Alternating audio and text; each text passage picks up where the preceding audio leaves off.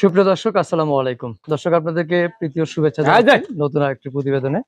দর্শক, সামনে 2024 কুরবানি, আর এই 24 কুরবানি উপলক্ষে আপনারা অধীর আগ্রহে বসে থাকেন টিভি সেটের সামনে অথবা মোবাইল ফোন হাতে নিয়ে, যে প্রান্তিক খামারিরা কোন ধরনের গরু লালন পালন করলেন, কেমন গরু লালন পালন করলেন সেগুলো দেখার জন্য আমরা চলে আসছি টাঙ্গাইল জেলায় একটি প্রত্যন্ত গ্রামে। আমরা দেখতে পাচ্ছি শাহিন ভাই।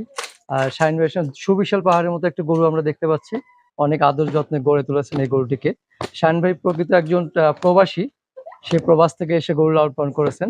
তো সামনে যে গরুটা আমরা দেখতে পাচ্ছি, গরুটাকে কিভাবে লালন পালন করলেন, কি খাবার দাবার দিলেন এবং আসন্ন কুরবানি উপলক্ষে কেমন দাম আশা করতেছেন, সেই সব বিষয় নিয়ে আমরা বিস্তারিত আলাপ করব। আশা করি পুরো প্রতিবেদনটা জুড়ে আপনারা আমাদের সাথে থাকবেন। তো দেখতে পাচ্ছেন দর্শক, অসাধারণ চমৎকার এই গরুটি, অসম্ভব তেজি, ওকে কন্ট্রোল করা খুব অসাধ্য বিষয়।